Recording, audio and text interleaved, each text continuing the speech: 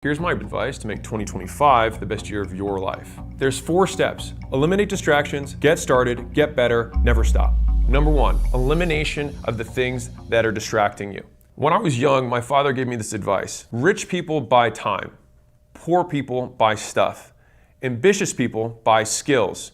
Lazy people buy distraction. I can give you the first and easiest 2025 prediction. Look at what you spend money on, look at your calendar, and wherever you invest is what you will get more of. So many people are surprised when they look at their bank account next year and it's lower than they want it to be. They look at their accomplishments from that year and it's not the things they set out to do. But when you look at their calendar and their credit card expenses, it's very obvious why those things didn't happen. Because we vote with our dollars about the things that we care about. We vote about the type of person that we want to become. And as the first thing that you can do today for next year is actually comment below this video, and I rarely ask for this, the thing that you're actually going to do today. Not what you're going to begin doing next year or what your resolution is going to be. But if it's important enough to do for future you, it's certainly important enough to do for current you. Because current you, by the way, is the only you that's ever going to enjoy life. A few years back, I was walking with Layla and we went to Sephora, which is like a makeup store. So we walked inside. I'm sitting, standing there awkwardly because I'm like, I don't know what I'm supposed to do here. There's this lady with the smock who helps out, and she had these 2 girls who were young. They must have been maybe, about this old. I'm guessing between 9 and 40, who knows. She's leaning over and she has these 2 paintbrushes in her hands, and she says, okay girls, now that you guys are women, you need to start budgeting for this stuff because you're gonna be spending money on this every single month to do your makeup. And so the girls grabbed them, they were super excited, and they went to go check out. And I saw that exchange as actually a really beautiful lesson when it comes to identity. Our priorities we dictate by what we spend, not by what we say. These girls, because they wanted to step into this new identity, had to match it with new priorities. So they had money, or they had saved up their shekels, or whatever they do for chores or babysitting or whatever. By doing that, they had to start prioritizing some of that money towards their new identity from girls to women. But the thing is that many people who want to start next year think, okay, well, I'm just going to see if this happens. But it doesn't work that way. You have to basically make the decision that this is the type of person that I want to become, and then these are the actions that that type of person would take, and then we align our calendars and our budgets in accordance with that so that the investments we make yield the results that we want. Real quick, if you're tired of being broke and would rather be busy, join me at the Skool Games. So skool.com/games. I take a call every week in there. I'll help you build your business step by step. We have once a month a mastermind that I drop in there of all the people who fly out from the top 10 communities that are making money online right now. And we break down all the tactics that they're doing right now so that you can use them too. So if time is what we invest and money is what we make from that investment, then the people who are the best investors of time are the ones who make the most money.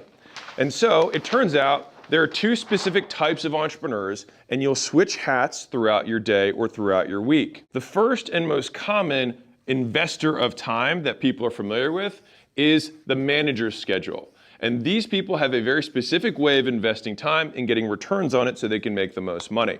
So let's talk about that. Managers divide their time into the smallest chunk possible. They often have 20+ chunks per day, from 15 minutes, sometimes 5 minutes, all the way to an hour or 90 minutes. And for managers, an empty time slot is a lost opportunity. That's time that did not get a return on investment for them. And for that reason, they treat time like currency.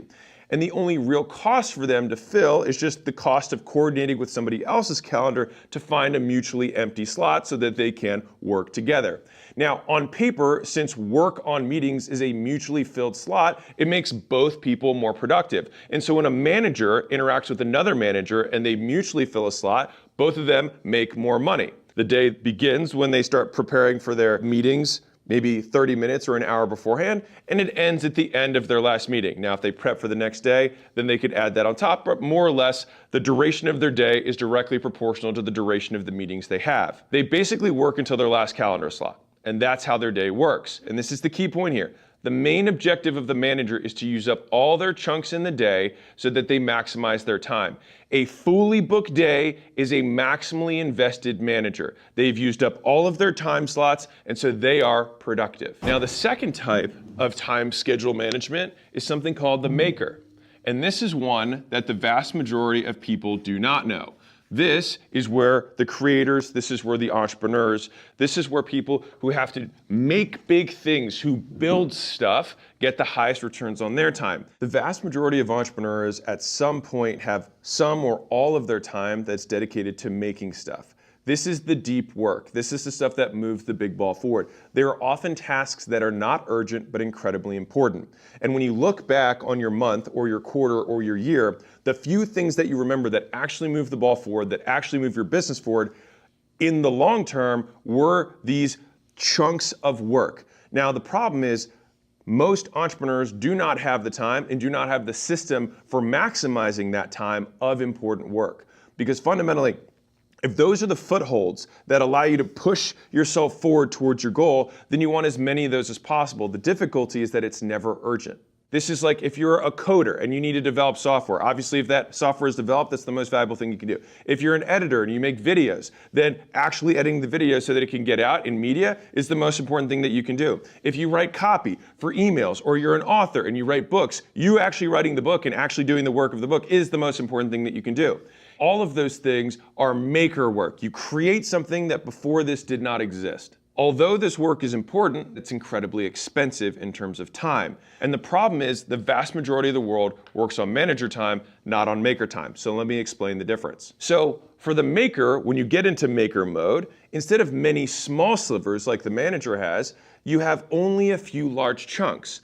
And the reason for that is because if you put a meeting or you interrupt a 4-hour-long block, then you often can't get back to the work that you were doing before.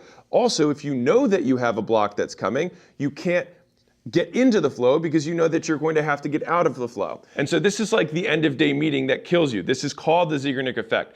It's that we tend to remember open loops, and meetings are open loops because you have to set timers so you don't forget it. You have to start setting a timer before the timer to start wrapping up, even if you're cruising right now. Then you start thinking about the meeting and what you have to prepare for that meeting, and now you're not thinking about your own work. And this eats up your brain power and saps your ability to make. Unlike the manager, where the decisions, the direction, and the coordination is the output of their work, for the maker, the stuff, the things they build, the things they make is the output of their time.